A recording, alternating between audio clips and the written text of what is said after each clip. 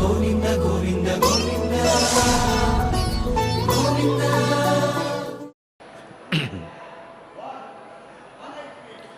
ఓం నమో వెంకటేశాయ. ప్రాణాపాన సుఖాలయ ప్రాణాయామ జితావ్యయ గోవింద గోవింద.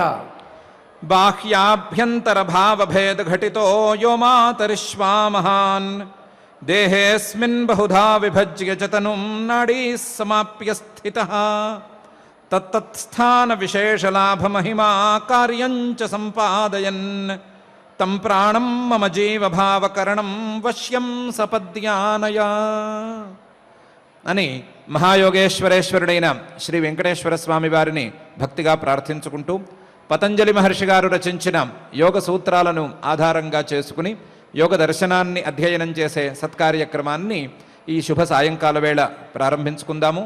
ప్రారంభంలో ఆచార్యుల వారితో కలిసి ప్రార్థనా శ్లోకాలను పఠించుకుందాము.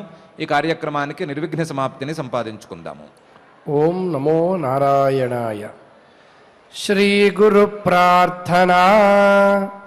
గురుర్బ్రహ్మా గురుర్విష్ణు గురుర్దేవో మహేశ్వరః. గురుః సాక్షాత్ పరం బ్రహ్మ తస్మై శ్రీ గురవే నమః. శ్రీనివాస ప్రార్థనా.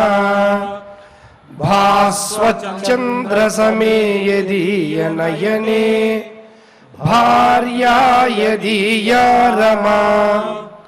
యస్మాద్విశ్వసృడభ్యభూద్యమికులం యధ్యానయుక్తం సదా. నాథో యో జగతాం నగేంద్రదుహితుః నాథోపి యద్భక్తిమాన్. తాతో యో మదనస్య యో దురితః తం వెంకటేశం భజే. పతంజలి ప్రార్థనా. చిత్తస్య వృత్తిమనురుధ్య సుసాధనాభిః జీవః సమాధిమధిగచ్చతి యన్మతేన. యోగాస్తథా వసుమితా అధియోగశాస్త్రం యేనాశ్రితా మమ పతంజలయే నమోస్మై. నమో హిరణ్యగర్భాదిభ్యః యోగ విద్యా సంప్రదాయకర్తృభ్యః వంశర్షిభ్యః నమో మహద్భ్యః నమో గురుభ్యః. శ్రీ గురుభ్యో నమః.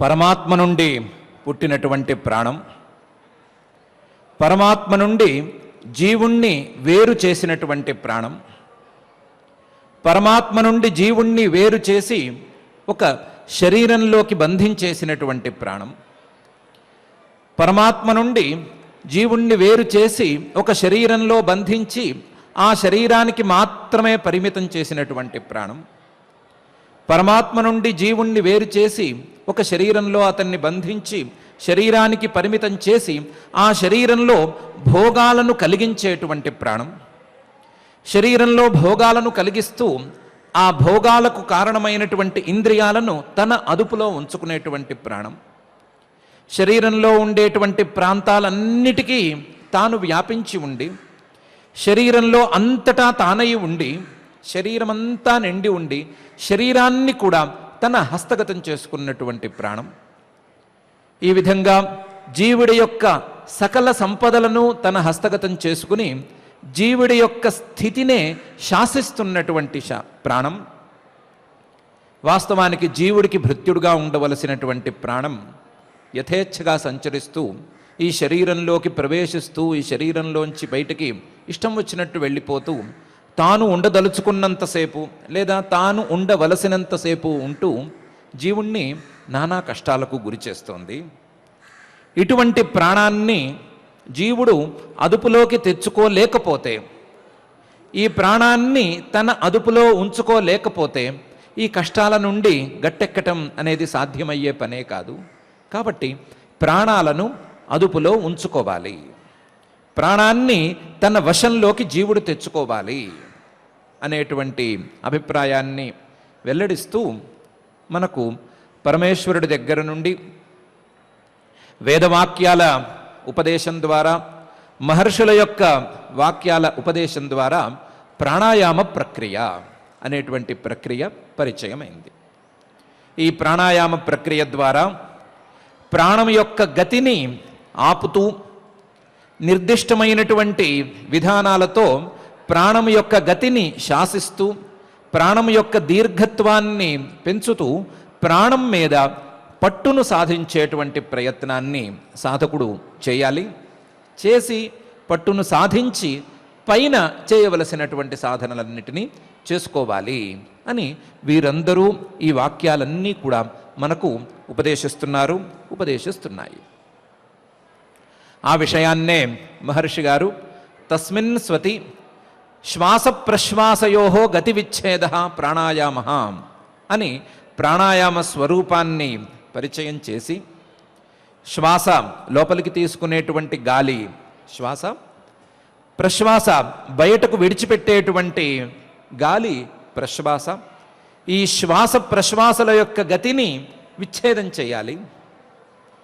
శ్వాస ఇష్టం వచ్చినట్లు వెళ్ళిపోవటం కాదు, ప్రశ్వాస ఇష్టం వచ్చినట్లు బయటికి వెళ్ళిపోవటం కాదు. దాన్ని నియంత్రించాలి, సరి అయిన రీతిలో అదుపులోకి తెచ్చుకోవాలి. అలాంటి గతి విచ్ఛేదాన్ని ప్రాణాయామం అని అంటారు అని పరిచయ వాక్యాలను పలికి, ఆ ప్రాణాయామంలో ఉండేటువంటి కొన్ని విషయాలను పై సూత్రంలో చూపించారు. బాహ్యాభ్యంతర స్తంభవృత్తి దేశకాల సంఖ్యాభి పరిదృష్ట దీర్ఘ సూక్ష్మ అనే పై సూత్రంలో ప్రాణాయామం 3 రకాలుగా ఉంటుంది అని ఈ సూత్రంలో చెప్తున్నారు. ఒకటి లోపలికి గాలి పీల్చుకునేటువంటి పూరక ప్రాణాయామం, రెండవది లోపలే గాలిని నిలబెట్టేటువంటి కుంభక ప్రాణాయామం, మూడవది గాలిని మెల్లగా బయటకు విడిచిపెట్టేటువంటిది రేచక ప్రాణాయామం అని ప్రాణాయామం 3 విధాలుగా ఉంటుంది. బాహ్య ఆభ్యంతర స్తంభవృత్తి అని, ఆభ్యంతరం అంటే లోపలికి తీసుకునే గాలి, బాహ్యం బయటకు విడిచిపెట్టేటువంటి గాలి, స్తంభం అంటే లోపల నిలబెట్టేటువంటి గాలి. ఈ 3 రకాల క్రియలు ఉండేటువంటి ఈ ప్రాణాయామం బాహ్యాభ్యంతర స్తంభవృత్తి దేశకాల సంఖ్యాభి పరిదృష్ట దీర్ఘ సూక్ష్మ. దేశంతోనూ దీన్ని ఒక రకంగా కొలుచుకోవచ్చు, కాలంతోనూ ఒక రకంగా దీన్ని లెక్క వేసుకోవచ్చు, సంఖ్య గణన చేసి కూడా దీన్ని లెక్క పెట్టుకోవచ్చు. దేశ కాల సంఖ్యాభి పరిదృష్ట. ఈ పరిదృష్టమైనటువంటి ఈ దేశ కాల సంఖ్యలతో కొలవబడినటువంటి ఈ ప్రాణాయామం దీర్ఘ సూక్ష్మంగా మారుతుంది అని మహర్షి గారు పై సూత్రంలో చెబుతున్నారు. ప్రాణాయామం చేసేటువంటి విధానాలను కొద్దిగా మనం చూసుకున్నాం కాబట్టి, కుడి చేతి బ్రొటనవేలితో కుడి ముక్కును ఆపి లేదా కుడి ముక్కు యొక్క రంధ్రాన్ని కొంచెం ఒత్తిపట్టి, మరి ఎక్కువ నొప్పి పుట్టేటట్లుగా కాకుండా కొద్దిగా గాలి లోపలకు వెళ్లకుండా ఒత్తిపట్టి, ఎడమ ముక్కుతో మెల్లగా గాలి పీల్చినటువంటి గాలిని కొంచెం సేపు లోపల అట్టిపెట్టి మళ్ళీ కుడి ముక్కుతో విడిచిపెట్టడం, ముక్కు యొక్క కుడి భాగంతో నిదానంగా విడిచిపెట్టడం అనేటువంటి ఈ ప్రాణాయామ ప్రక్రియలో దేశము యొక్క కొలత ఒకటి ఉంటుంది. దేశం అంటే ఈ గాలి ప్రసరించేటువంటి దేశం ఎంత దూరం ఉంది అనేది లెక్కలోకి తెలుస్తుంది. ఒకటి బయటకు విడిచిపెట్టే గాలి యొక్క వ్యాప్తి ఎంత ఉంది అనేది లెక్క, రెండవది లోపలికి తీసుకునేటువంటి గాలి యొక్క వ్యాప్తి ఎంత ఉంది అనేది లెక్క, లోపల నిలబెడుతున్నటువంటి కుంభక వాయువు యొక్క వ్యాప్తి ఎంత ఉంది అనేది లెక్క. అందులో బయటకు విడిచిపెట్టేటువంటి గాలి యొక్క వ్యాప్తి బయటకు విడిచిపెట్టేటప్పుడు కానీ లోపలికి తీసుకునేటప్పుడు కానీ చాలా మెల్లగా ఉండాలి, శబ్దం చేయనంత స్థాయిలో సైలెంట్గా ఉండాలి అని అనుకున్నాం కాబట్టి బయటకు సన్నగా మెల్లగా శబ్దం లేకుండా విడిచిపెడుతున్నప్పుడు ఎంత దూరం ఈ గాలి ప్రసరిస్తోంది అని లెక్క చూసుకోవాలి. ఎంత దూరం ప్రసరిస్తోంది అని లెక్క చూసుకోవటం ఎట్లా అనటానికి ఒక గడ్డి పరక లాంటి అతి సున్నితమైనటువంటి వస్తువును ఉంచుకోవచ్చు. గడ్డి పరక కానీ గడ్డి పువ్వు కానీ ఇలాంటివి చాలా చిన్నపాటి గాలికి కూడా కదిలిపోయేటువంటి సున్నితమైన వస్తువులను ఉంచుకోవచ్చు. ఆ సున్నితమైన వస్తువులను ఉంచుకుని మొదలు జానెడు దూరంలో ఉంచుకుని ప్రాదేశమాత్ర దూరంలో దాన్ని ఉంచుకుని వదిలిపెట్టేటువంటి గాలికి ఆ గడ్డి పరక కదులుతోందా లేదా అని పరీక్షించుకోవాలి. అలాగే ఇంకొంచెం దూరంలో పెట్టుకుని మూరెడు దూరంలో ఉంచుకుని ఈ వదిలిపెట్టే గాలి దాన్ని తాకుతోందా లేదా, అది కదులుతోందా లేదా అని పరీక్షించుకోవాలి. ఇలా ఎంత దూరం పెట్టగలిగితే అంత దూరం పెట్టి గాలి విడిచిపెట్టేటప్పుడు దానికి తగులుతోందా అనే విషయాన్ని పరీక్షించుకోవాలి. ఇది బాహ్యవాయు పరీక్ష, బాహ్యవాయువు యొక్క దేశ పరీక్ష.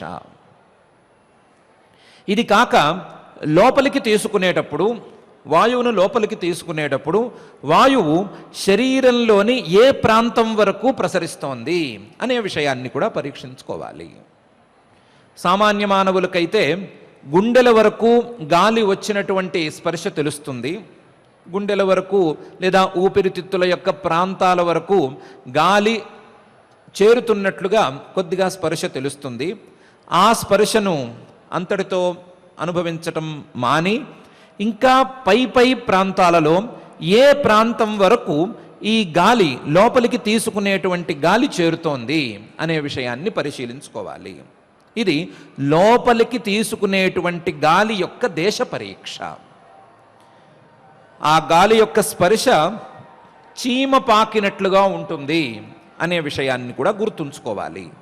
చాలా తీవ్రమైనటువంటి స్పర్శలేమీ తగలవు. ఏదో రాయి తగిలినట్లుగానో లేదా కర్ర ముక్కలో చెక్క ముక్కలో తగిలినట్లుగానో స్పర్శ ఉండదు. చాలా సున్నితంగా ఒక చీమ పాకినట్లుగా ఆ స్పర్శ ఉంటుంది అని గుర్తుంచుకుని ఆ గుర్తుంచుకున్నటువంటి స్పర్శను లోపల అనుభవిస్తున్నామా లేదా, లోపలికి ఈ వాయువు ప్రసరిస్తోందా లేదా అని చూసుకోవాలి. ఇది ఆభ్యంతర వాయువు యొక్క దేశ పరీక్ష. ఈ రెండు పరీక్షలు అయిన తర్వాత కొంచెం పెద్ద స్థాయికి వెళ్ళిన తర్వాత జరగవలసినటువంటి పరీక్ష లోపల నిలబెట్టినటువంటి వాయువు శరీరంలోని ఏ మారుమూల ప్రాంతానికి చేరుతోంది, ఏ ప్రాంతాలకు ఈ వాయువు చేరి అక్కడ తన యొక్క ఉనికిని చాటుకుంటోంది అనే విషయాన్ని పరిశీలించుకోవాలి. ఇది కొంచెం పెద్ద విషయం అయినప్పటికీ ఈ దేశ పరీక్ష చేసుకోవాలి. ఆ దేశ పరీక్ష చేసుకున్నప్పుడు ఈ వాయువు యొక్క అసలు సిసలు ప్రభావం ఏమిటి అనే విషయం తెలుస్తుంది. ఇది కుంభక వాయువు యొక్క దేశ పరీక్ష. బాహ్య ఆభ్యంతర స్తంభాల యొక్క దేశ పరీక్ష చేసుకుని ఆ పరీక్షకు కావలసినటువంటి సాధన చేసుకుంటూ ఈ వాయువు యొక్క గమనాన్ని పరిశీలించుకోవాలి. పరిశీలించుకున్నప్పుడు ఈ ప్రాణాయామం కొంచెం ముందుకు సాగినట్లవుతుంది అని ఒక విషయాన్ని చెప్తున్నారు. దేశేన పరిదృష్ట అని. రెండవది కాలేన పరిదృష్ట. ప్రాణాయామం యొక్క కాలాన్ని కూడా నియతమైనటువంటి కాలాన్ని పాటించాలి. ప్రాణాయామం యొక్క కాలాల్ని రెండు విధాలుగా విభాగం చేసుకోవచ్చు. ఒకటి, ఎప్పుడు ఈ ప్రాణాయామం చేయాలి అనేటువంటి అంశం. రెండవది, ఎంతసేపు ఈ ప్రాణాయామం చేయాలి అనేటువంటిది అంశం. ఎప్పుడెప్పుడు ఈ ప్రాణాయామం చేయాలి అనేటువంటి కాలాన్ని ఎన్నో ఉపనిషత్తులు నిర్ణయించి మనకు చూపిస్తున్నాయి. అందులో జాబాల రహస్యోపనిషత్తు లేదా జాబాల దర్శనోపనిషత్తు అనేటువంటి ఉపనిషత్తు ప్రాతకాలము అంటే సూర్యోదయ వేళ, మధ్యాహ్నం అంటే నడువు దినం, అలాగే సాయంకాలం సూర్యాస్తమానం అయ్యేటువంటి వేళ, బ్రాహ్మ ముహూర్తం అంటే అర్ధరాత్రి దాటిన తరువాత పగటి పూటకు ముందు ఉండేటువంటి మొదటి జాము అనేటువంటి కాలాన్ని చెప్తోంది. ఈ బ్రహ్మముహూర్తం అనే అంశం తప్ప మిగతా 3 కాలాలు అందరికీ సమ్మతమైనటువంటి కాలాలే. కానీ మిగతా ఉపనిషత్తులు, మిగతా కొన్ని గ్రంథాలు ఈ బ్రాహ్మముహూర్తం అనేటువంటి కాలంలో కొంచెం మార్పును సూచిస్తున్నాయి. వాటిల్లో యోగతత్వోపనిషత్తు అనేటువంటి ఉపనిషత్తు బ్రాహ్మముహూర్తాన్ని కాకుండా అర్ధరాత్రి పూట చేయాలి అనే అంశాన్ని బోధిస్తోంది. అర్ధరాత్రి పూట చేయాలి అనే అంశానికి లాజిక్గా 6 గంటల తేడాతో 6 4 24 కాబట్టి రోజుకి 4 సార్లు ఈ ప్రాణాయామం చేయాలి. అవి కూడా నియతమైనటువంటి సరి అయినటువంటి గ్యాప్ ఇచ్చి ఈ ప్రాణాయామం చేయాలి అని బోధిస్తోంది. ఇది చిన్నపాటి వ్యత్యాసాలతో కూడినటువంటి కాల విషయమే అయినా మొత్తం మీద 2 ఉపనిషత్తులు కూడా రోజుకు 4 సార్లు ప్రాణాయామం చేయాలి, 4 సార్లు ప్రాణాయామం యొక్క అభ్యాసాన్ని చేయాలి అని చెప్తున్నాయి. 4 సార్లు ప్రాణాయామం అభ్యాసం చేయాలి అనే విషయంతో పాటుగా ఒక్కొక్క ప్రాణాయామాన్ని ఎంతసేపు అభ్యాసం చేయాలి అనే అంశం మీద ఒక శాస్త్రీయమైనటువంటి విషయాన్ని జాబాల దర్శనోపనిషత్తు ఇలా ప్రతిపాదన చేస్తోంది. లోపలికి తీసుకునేటువంటి గాలిని 16 మాత్రల పాటు లోపలికి తీసుకోవాలి. గాలిని లోపలికి తీసుకునేటప్పుడు 16 మాత్రలు. దాన్ని లోపల స్థిరంగా ఉంచేటప్పుడు 64 మాత్రల కాలాన్ని స్థిరంగా ఉంచుకోవాలి. బయటకు విడిచిపెట్టేటప్పుడు 32 మాత్రల కాలం పాటు బయటకు విడిచిపెట్టాలి. 16 లోపలికి, 62 లోపల ఉంచాము, 64 లోపల ఉంచాము, 32 బయటకు విడిచిపెట్టాము అనే 16వ ఎక్కంతో ఈ ప్రాణ అభ్యాసం చేయాలి అని చెప్తోంది. 16 మాత్రలు అంటే దాన్ని ఎలా కొలవాలి, ఎలా అర్థం చేసుకోవాలి, సెకండ్సా లేదా మినిట్సా, ఇవన్నీ ఎలా తేల్తాయి అనే విషయాన్ని కూడా ఉపనిషత్తులే తేల్చి చెప్పినాయి. యోగతత్వోపనిషత్తు ప్రకారం ఒక మాత్ర అంటే మన మోకాలిని నిదానంగా, మరీ వేగంగా కాకుండా మరీ నిదానంగా కాకుండా మధ్యమ వేగంలో చేతితో ఒకసారి గనక చుడితే ఎంతసేపు పడుతుందో అంతసేపు ఒక మాత్ర. మన మోకాల్ని మన చేత్తో మధ్యమ వేగంలో ఒకసారి ఇలా గనక చుట్టినట్లయితే ఆ చుట్టిన కాలం పేరు ఒక మాత్ర. ఈ ఒక మాత్రను, ఇలాంటి ఒక మాత్రను 16 చేసుకుని 16 మాత్రల పాటు లోపలికి గాలి పీల్చుకోవాలి, 64 మాత్రల పాటు లోపల గాలిని ఉంచుకోవాలి, 32 మాత్రల కాలంలో దాన్ని బయటకు విడిచిపెట్టాలి అని యోగతత్వోపనిషత్తు చెప్తోంది. జానుం ప్రదక్షిణీకృత్య న ధృతం న విలంబితం అంగులి స్ఫోటనం కుర్యాత్ సా మాత్ర పరిగీయతే అని ఇంకొంచెం కూడా చేర్చింది. ఒకసారి మోకాలికి ప్రదక్షిణం చేసిన తర్వాత ఒక చిన్న చిటిక కూడా వేయాలి అని. ఆ చిటిక వేసినటువంటి కాలాన్ని ఒక మాత్ర కింద లెక్కగట్టాలి. ఆ మాత్రను లెక్కగట్టి షష్ట్యా వాయుం ఆరోప్య శనై షోడశ మాత్రయ కుంభయేత్ పూరితం పశ్చాత్ చతుషష్ట్యాతు మాత్రయ రేచయేత్ పింగళానాడ్యా 32 మాత్రయా పునః పింగళయా ఆపూర్య పూర్వవత్ సుసమాహితః అని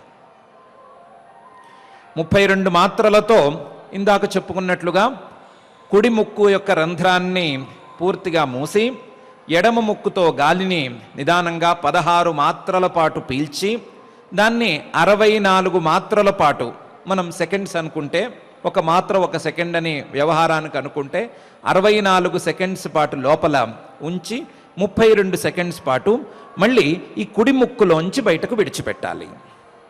ఇలా విడిచిపెట్టిన తరువాత మళ్ళీ కుడి ముక్కులోంచే 16 మాత్రల పాటు గాలిని లోపలికి తీసుకుని 64 మాత్రల పాటు లోపల గాలిని ఉంచి మళ్ళీ 32 మాత్రల పాటు బయటికి గాలిని విడిచిపెట్టాలి. ఇది ప్రాణాయామం యొక్క అభ్యాసం.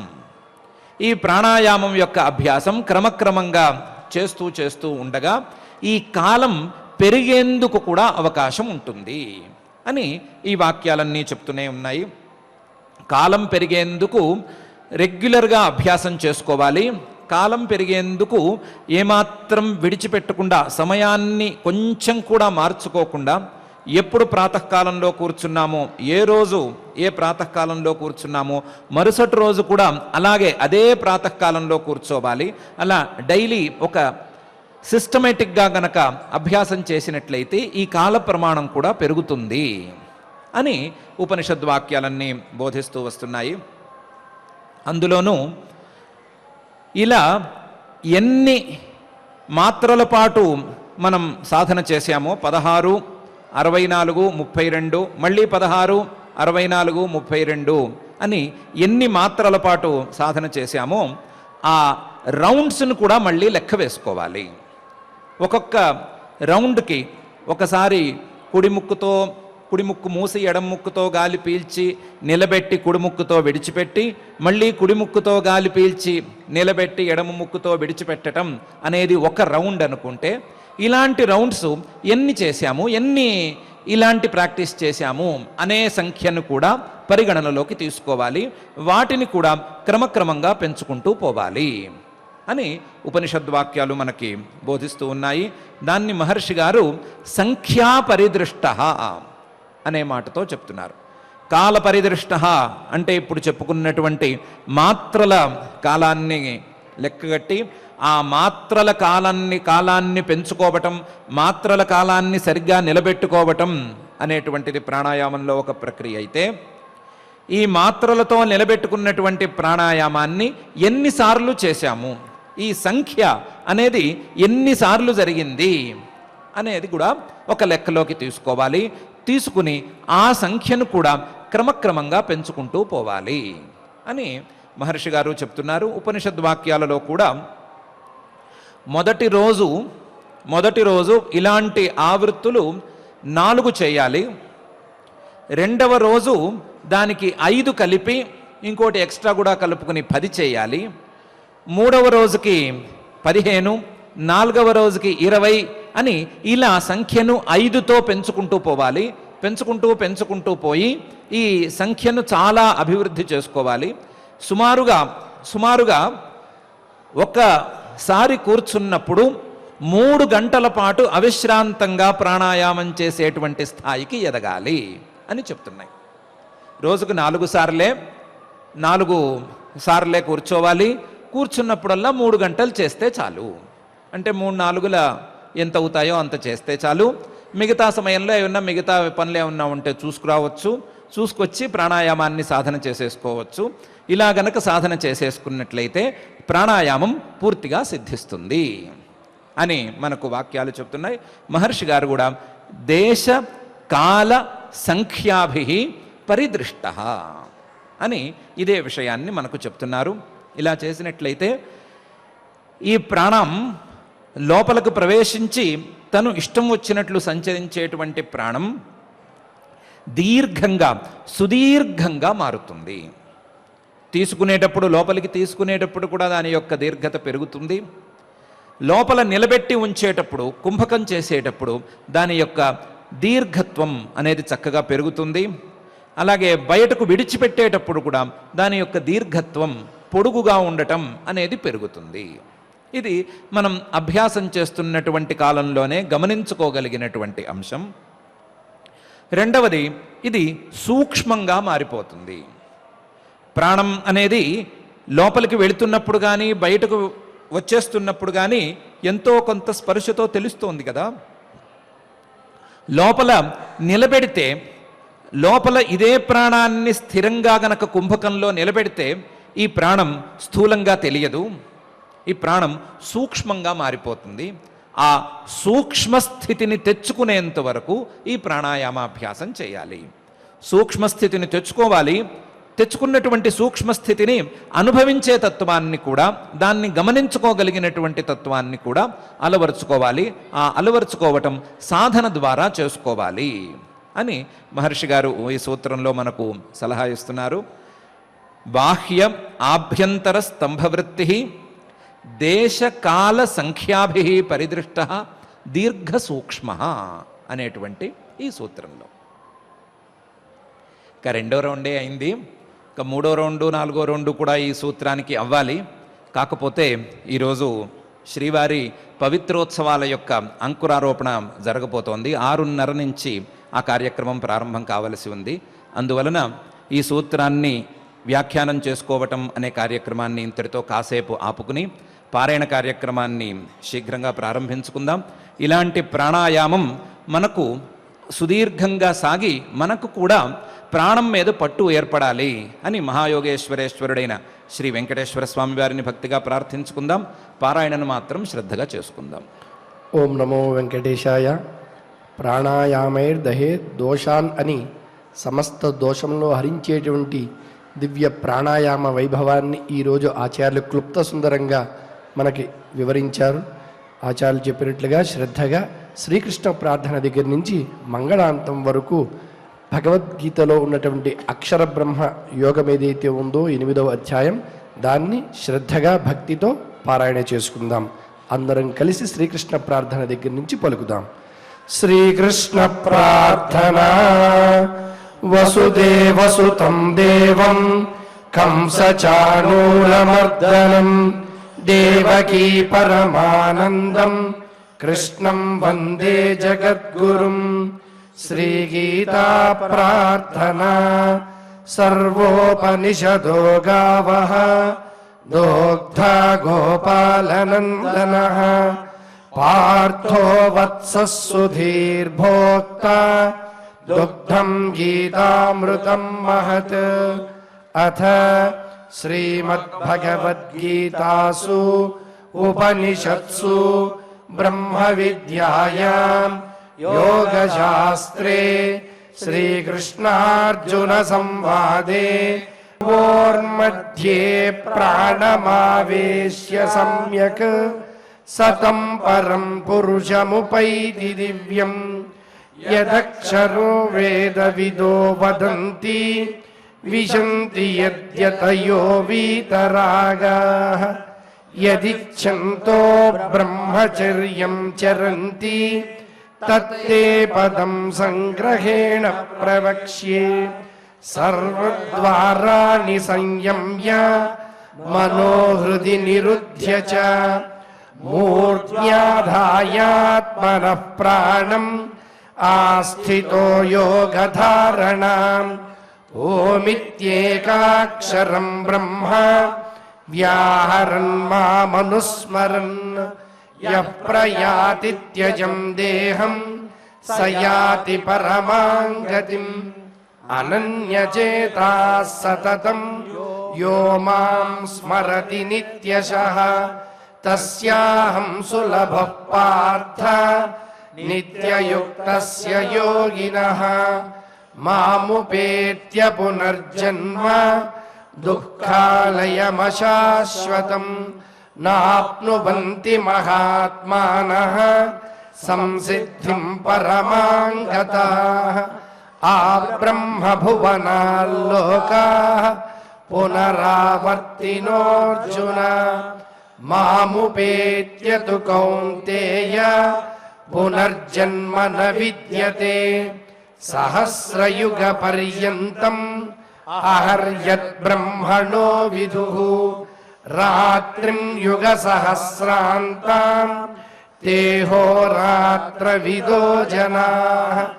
అవ్యక్తాద్వ్యక్తయః సర్వాః ప్రభవంత్యహరాగమే. రాత్ర్యాగమే ప్రలీయంతే తత్రైవావ్యక్త సంజ్ఞకే. భూతగ్రామః స ఏవాయం భూత్వా భూత్వా ప్రలీయతే. రాత్ర్యాగమే వశః పార్థ ప్రభవత్యహరాగమే. పరస్తస్మాత్తు భావోऽన్యః అవ్యక్తో వ్యక్తాత్ సనాతనః. యస్య సర్వేషు భూతేషు నశ్యత్సు న వినశ్యతి. అవ్యక్తోక్షర ఇత్యుక్తః తమాహుః పరమాం గతిం. యం ప్రాప్య న నివర్తంతే తద్ధామ పరమం మమ పురుషः స పరః పార్థ భక్త్యా లభ్యస్త్వనన్యయా యస్యాంతస్థాని భూతాని येन सर्वमिदं ततं यत्र काले त्वनावृत्तिम् आवृत्तिं चैव योगिनः प्रयाता यान्ति तं कालं वक्ष्यामि भरतर्षभ अग्निर्ज्योतिरः शुक्लः षण्मासा उत्तरायणं तत्र प्रयाता गच्छन्ति ब्रह्म ब्रह्मविदो जनाः धूमो रात्रिस्तथा कृष्णः षण्मासा दक्षिणायनं तत्र चान्द्रमसं ज्योतिः योगी प्राप्य निवर्तते शुक्लकृष्णे गतीह्येते जगतः शाश्वते मते एकया यात्यनावृत्तिम् अन्यया वर्तते पुनः नैते श्रुति पार्थ जानन् योगी मुह्यति कश्चन तस्मात् सर्वेषु कालेषु योगयुक्तो भवार्जुन वेदेषु यज्ञेषु तपस्सु चैव दानेषु यत्पुण्यफलं प्रदिष्टम् अत्येति तत्सर्वमिदं विदित्वा योगी परं स्थानमुपैति चाद्यम् इति श्रीमद्भगवद्गीतासु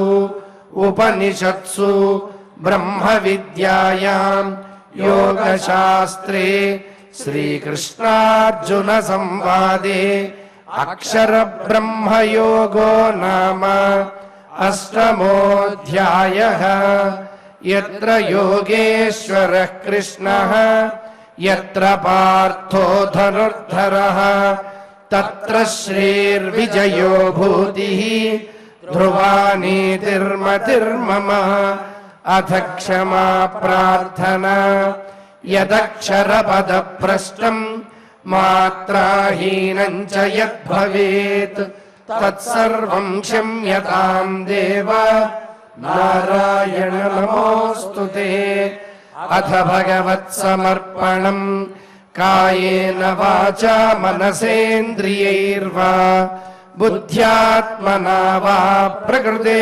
स्वभावात् करोमि यद्यत् सकलं परस्मै नारायणायेति समर्पयामि अथ लोकक्षेम प्रार्थना सर्वे भवन्तु सुखिनः सर्वे सन्तु निरामयाः सर्वे भद्राणि पश्यन्तु मा कश्चित् दुःखभाग् भवेत् अथ मङ्गलम् श्रियः कान्ताय कल्याणनिधये निधयेऽर्थिनाम् श्रीवेङ्कटनिवासाय श्रीनिवासाय मङ्गलम्।